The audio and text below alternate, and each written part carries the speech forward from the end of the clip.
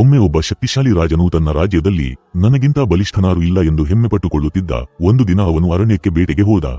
ಅಲ್ಲಿ ಒಂದು ದೊಡ್ಡ ಆನೆ ಎದುರಾಗುತ್ತದೆ. ರಾಜನು ತನ್ನ ಕುದುರೆಯ ಮೇಲೆ ಕುಳಿತು ಬಾಣ ಹಾರಿಸಿದ. ಆದರೆ ಆನೆ ಆಕ್ರೋಶದಿಂದ ಕುದುರೆಯ ಮೇಲೆ ದಾಳಿ ಮಾಡಿತು. ನಂತರ ತಕ್ಷಣ ಕುದುರೆ ಬೆಚ್ಚಿಬಿದ್ದು ರಾಜನನ್ನು ಕೆಳಗೆ ಬೀಳಿಸಿತು. ರಾಜನು ಜೀವಭಯದಿಂದ ಅಲ್ಲಿಂದ ಓಡಲು ಶುರು ಮಾಡುತ್ತಾನೆ. ನಂತರ ಅಲ್ಲೇ ಇದ್ದ ಒಂದು ಸಣ್ಣ ಗುಹೆಗೆ ಬಂದು ಒಳಗೆ ಬಚ್ಚಿಟ್ಟುಕೊಳ್ಳುತ್ತಾನೆ.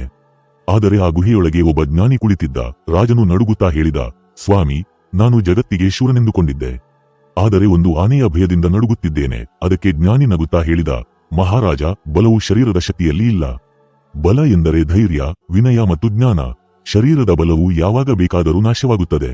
ಆದರೆ ಮನಸ್ಸಿನ ಧೈರ್ಯ ಮತ್ತು ಜ್ಞಾನದ ಬಲ ಎಂದಿಗೂ ನಾಶವಾಗುವುದಿಲ್ಲ ಎಂದು ರಾಜನಿಗೆ ಹೇಳುತ್ತಾನೆ. ಆ ದಿನದಿಂದ ರಾಜನು ಹೆಮ್ಮೆಯನ್ನು ಬಿಟ್ಟು ಜನರ ಸೇವೆಯಲ್ಲಿ ವಿನಯದಿಂದ ಬದುಕಲು ಪ್ರಾರಂಭಿಸುತ್ತಾನೆ. ಈ ಕಥೆಯಲ್ಲಿ ನಮಗೆ ಅರ್ಥವಾಗಿದ್ದು ಏನೆಂದರೆ, ನಮ್ಮ ಬಳಿ ಇರುವ ಬಲ ಶರೀರದ ಶಕ್ತಿಯಲ್ಲಿ ಅಲ್ಲ, ಧೈರ್ಯ ಮತ್ತು ಜ್ಞಾನದಲ್ಲಿ ಇದೆ. ಹೆಮ್ಮೆ ಬಿಟ್ಟು ವಿನಯದಿಂದ ಬಾಳಿದರೆ ನಿಜವಾದ ಶಕ್ತಿ ನಮ್ಮೊಳಗೆ ಬೆಳೆಯುತ್ತದೆ.